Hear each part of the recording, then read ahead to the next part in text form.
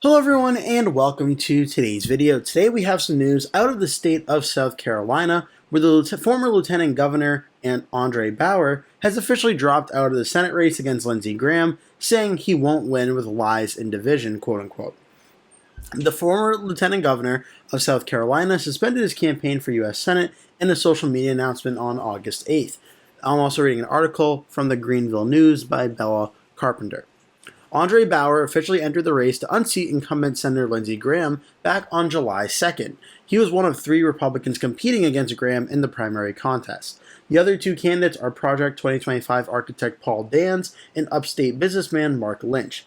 In a social media post announcing his resignation from the race, Bauer said he, quote, cannot and will not be part of a political atmosphere that rewards deception over honesty. He was in the race for a little more than a month.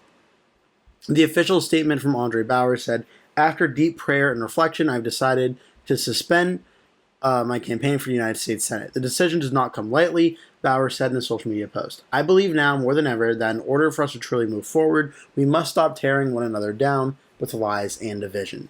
Bauer served in both the South Carolina House and Senate. He was also the Lieutenant Governor of the Palmetto State from 2003 to 2011 and chairman of the Republican Lieutenant Governor Association in 2005. Bauer's campaign page stated that he plans to stand with President Donald Trump, secure the border, and take on the establishment swamp. He said in his withdrawal announcement that he is grateful to everyone who supported him, his family, and his campaign over the years.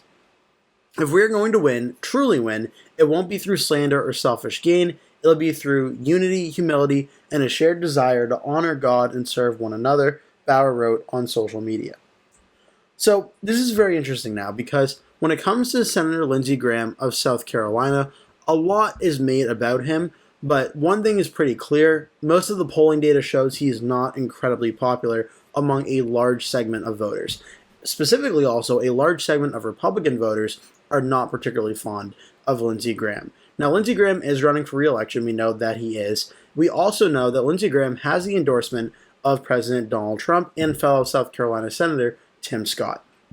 And it seems President Trump lately has been reaffirming his support for Lindsey Graham time and time again at several events that Graham has done. In a move that's honestly baffling a lot of Make America Great Again Republicans that are not too thrilled with Lindsey Graham. A lot of them are shocked as to why President Trump keeps supporting Lindsey Graham so much. But the fact is that Lindsey Graham is still facing a Republican primary challenge. However, though, Andre Bauer, I would argue, is the most high-profile challenger that Graham was facing. As the former Lieutenant Governor of South Carolina from 2003 to 2011, he did hold a pretty high office in the state. Only second in line to the governor is certainly very high up there. He was also a candidate for governor in 2010 and lost in that primary to the eventual winner Nikki Haley, and he was a candidate for the 7th District in 2012. So some notable offices he either held or ran for in the state. Whereas the rest of the candidates in the race do not have the same pedigree in terms of elected office that Andre Bauer did. Now, there is still one very well-known, or I would say notable candidate in Paul Dans, the former chief of staff at the Office of Personnel Management in 2020 and author of Project 2025. Obviously a very big campaign talk and tool the Democrats especially tried to use in the 2024 election against President Trump. Ultimately, it did not end up working as President Trump did win the 2024 election, but this could be a very interesting scenario here as he may be seen as the chief challenger to Lindsey Graham now that Andre Bauer is out of this race. There hasn't been too much polling done thus far. The only poll from Qantas Insights, which showed Lindsey Graham versus Mark Lynch, showed Graham with about a 25-point lead in June at 48 to 23%, with 29% undecided. And the poll from Pulse Opinion Research back in May showed Lindsey Graham leading 43% to 29%, 5% other, and 23% undecided. So there is enough undecided vote mathematically for Mark Lynch or another Republican candidate to catch Lindsey Graham and beat him in the Republican primary. But Lindsey Graham starts out with such a high floor of support, probably in large part due to the support he was receiving from President Trump, plus his long time being elected U.S. Senator, from his supporters, plus a lot of the supporters who are very loyal to what President Trump does and says and endorses. It looks like Lindsey Graham is probably going to win this Republican primary unless something really changes over the next year or so. Because Graham at 43 and 48% support respectively means he's already starting with a very high floor. Where to compare some other Senate races, like in Texas, where John Cornyn's starting out against Ken Paxton in that primary challenge, Cornyn's only starting out usually in the low to mid 30s, and if he's lucky, breaking into the low 40s. Whereas Lindsey Graham is starting out in the mid to high 40s in these two polls, suggests that Lindsey Graham is more likely than not going to win this Republican primary unless all the other candidates drop out of the race and coalesce around one candidate. Whereas right now, Andre Bauer is officially out of the race. I would argue he was the he was the most highest profile candidate that could have put a legitimate shot or legitimate fight up to Lindsey Graham. Without him in this race, though, I'm not sure if Paul Nance or Mark Lynch or Thomas Murphy can take down Lindsey Graham when he already has the endorsement of President Trump. And not to mention, Lindsey Graham does have roughly $15.6 million cash on hand, and he could essentially spend every single penny of that touting his endorsement by President Trump on South Carolina airways. So I think Lindsey Graham now is probably going to win the Republican primary, much to the disdain, I'm sure, of a lot of Republican voters in the state of South Carolina. Now, when it comes to the general election, the Democrats have 4 Democratic candidates running. Annie Andrews, a nominee for the 1st District in 2022. Brandon Brown, a nominee for the South Carolina's 4th District in 2004 and 2018. Catherine Fleming Bruce, a candidate for U.S. Senate in 2022. And Kyle Freeman, a logistics professional. Also, another Democrat, Christopher Garcello, has filed paperwork with Joe Walsh, the former Republican U.S. Representative from the 8th District of Illinois and candidate for president in 2020, also being talked about as a potential candidate.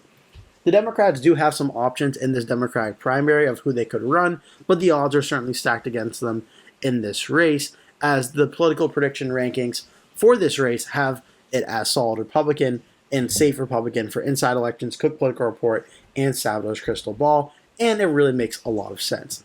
South Carolina in 2024 voted for Donald Trump at the presidential level by 17.9%, more than the 15% required to be a safe Republican ranking. Without a doubt, South Carolina was a safe state in 2024. What the Democrats may look to for optimism is 2020, where South Carolina voted for Donald Trump by 11.7%, and in 2016, where it voted for Trump by 14.3%. So technically, 2 out of the 3 most recent presidential elections, it was a likely Republican state, not a safe Republican state. At the Senate level, it's really a tale of 2 different candidates here. So, and Tim Scott in 2022, Scott won by 26 points by a very large safe Republican margin. Tim Scott holds much higher approval ratings in the state of South Carolina than Lindsey Graham. Whereas in 2020, Lindsey Graham, a lot more of a competitive election. Graham won against Democrat Jamie Harrison in what at the time was the most expensive Senate race in United States history. Jamie Harrison raked up large amounts of money in that race as the Democratic challenger. Graham ended up winning by 10.3%, and the fact it was so close, in large part, was due to the fact that Graham was very unpopular by a large segment of South Carolinians. Then back in 2016, Tim Scott won by 23.6%. 2014, you can see here, Tim Scott was elected in a special election by 24 points. Lindsey Graham in 2014, the Republican year, only won by 15.5%. It is a safe Republican margin, but still ran about 9 points less than what Tim Scott did. And this goes back even further to 2010. The previous Republican DeMint won by 34 points, almost 2008. Lindsey Graham, yes, it was a very good night for Democrats, 15.3% win. So it seems that Graham's margin of victory is going down a few points in every single election. And to be honest, I honestly do think that continues.